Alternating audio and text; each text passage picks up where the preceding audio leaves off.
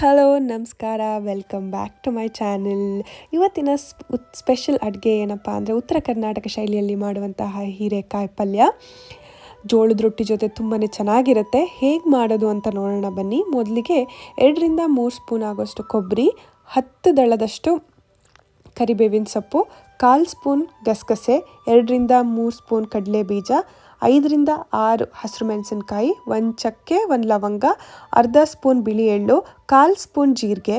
ಇವೆಲ್ಲದನ್ನು ಒಂದು ಪ್ಯಾನ್ ಇಟ್ಕೊಂಡು dry roast ಮಾಡ್ಕೊಬೇಕು. ಯಾವುದೇ ರೀತಿ ಎಣ್ಣೆ ಬಳಸೋದು ಬೇಡ. ಇದಕ್ಕೆ ಸ್ವಲ್ಪ ಕೆಂಪಾಗುವ ತನಕ ಇದನ್ನೆಲ್ಲ ಚೆನ್ನಾಗಿ ಒಟ್ಟಿಗೆ ಹುರ್ಕೊಬೇಕು. ಎಲ್ಲನೂ ಬೇಗ ಆಗುತ್ತೆ. 2 ನಿಮಿಷ ಹುರ್ಕೊಂಡ್ರೆ ಸಾಕು. ಅದಕ್ಕೆ ಒಂದು ಸ್ವಲ್ಪ ಕೊತ್ತಂಬರಿ ಸೊಪ್ಪು ಸೇರಿಸ್ಕೊಂಡು ಒಂಚೂರು ನೀರು ಸೇರಿಸ್ಕೊಂಡು ಪೇಸ್ಟ್ ಮಾಡಿ ಇಟ್ಕೊಬೇಕು.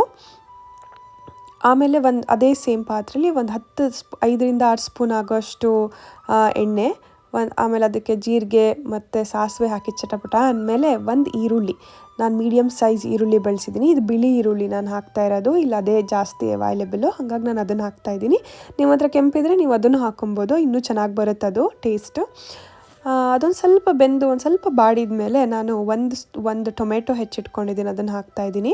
ನಿಮ್ಮ ಹತ್ರ ಸಣ್ಣ ಟೊಮೆಟೊ ಆದರೆ 2 ಯೂಸ್ ಮಾಡಿ, ದೊಡ್ಡದಾದರೆ 1. ಅದನ್ನು ಸ್ವಲ್ಪ ಚೆನ್ನಾಗಿ ಬೇಯಬೇಕು, ಚೆನ್ನಾಗಿ ಕೈ ಆಡಿಸ್ಕೊಳ್ಬೇಕು. ಅದನ್ನು ಒಟ್ಟಿಗೆ ಒಂದು ಸ್ವಲ್ಪ ಬೇಯಬೇಕದು. ನೀವು ನಮ್ಮ ಚಾನೆಲ್ಗೆ ಹೊಸದಾಗಿ ನೋಡ್ತಾ ಇದ್ದರೆ ದಯಮಾಡಿ ಸಬ್ಸ್ಕ್ರೈಬ್, ಲೈಕ್ ಆರ್ ಶೇರ್ ಮಾಡಿ. ಒಂದು ಅರ್ಧ ಸ್ಪೂನ್ ಅರಿಶಿನ ಪುಡಿ ಹಾಕಿದ್ದೀನಿ. ಇದಕ್ಕೆ ಜಾಸ್ತಿ ಮಸಾಲೆ ಏನು ಬೇಡ, ತುಂಬಾ ಈಸಿ ಮಾಡೋದು, ಬೇಗ ಆಗುತ್ತೆ, ತುಂಬಾ ಚೆನ್ನಾಗೂ ಇರುತ್ತೆ ಟೇಸ್ಟಿಯಾಗಿ. ಟ್ರೈ ಮಾಡಿ ನೋಡಿ, ಕಮೆಂಟ್ ಸೆಕ್ಷನಲ್ಲಿ ಹಾಕಿ ಹೇಗೆ ಬಂದಿತ್ತು ಅಂತ ಹೇಳಿಬಿಟ್ಟು.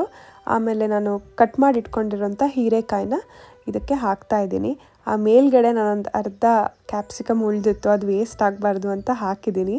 ಚೆನ್ನಾಗೇ ಬರುತ್ತೆ ಒಟ್ಟಿಗೆ ಸೇರಿಸಿದ್ರೆ ಅಂತ ಹೇಳಿಬಿಟ್ಟು. ನೀವು ಬರೀ ಹೀರೆಕಾಯಿನೇ ಹಾಕಿ ಚೆನ್ನಾಗಿ ಬರುತ್ತೆ. ಕ್ಯಾಪ್ಸಿಕಮ್ ಇದ್ದರೆ ಅದನ್ನು ಒಂದಿದ್ರೆ ಎಕ್ಸ್ಟ್ರಾ ಇದ್ದರೆ ವೇಸ್ಟ್ ಆಗೋ ಬದಲು ಆ್ಯಡ್ ಕೂಡ ಮಾಡ್ಕೊಳ್ಬೋದು. ಆಮೇಲೆ 1 ಹಿಡಿ ಉಪ್ಪು ಹಾಕ್ತಾಯಿದ್ದೀನಿ.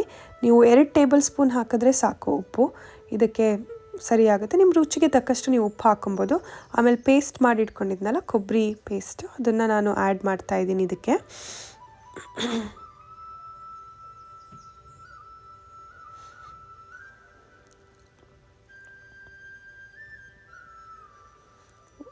ಆಮೇಲೆ 1 ಸ್ಪೂನ್ ಆಗೋಷ್ಟು ಬೆಲ್ಲ ಹಾಕ್ತಾಯಿದ್ದೀನಿ.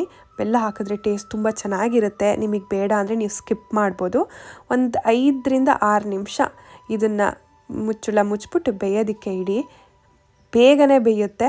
ಆಮೇಲೆ ಕೊತ್ತಂಬರಿ ಹಾಕಿದ್ರೆ ನಮ್ಮ ಉತ್ತರ ಕರ್ನಾಟಕ ಶೈಲಿಯ ಹೀರೆಕಾಯಿ ಪಲ್ಯ ಸವಿಯಲು ರೆಡಿ. ತುಂಬಾ ಚೆನ್ನಾಗಿತ್ತು. ಹೇಗೆ ಬಂದಿತ್ತು ಅಂತ ನೀವು ಮನೇಲಿ ಟ್ರೈ ಮಾಡಿ ಹೇಳಿ. 1 ಸ್ಪೂನ್ ತುಪ್ಪ ಹಾಕ್ಕೊಂಡು ತಿಂತಾಯಿದ್ರೆ ಆಹಾ ಸ್ವರ್ಗ, ತುಂಬ ಚೆನ್ನಾಗಿದೆ. Thanks for watching.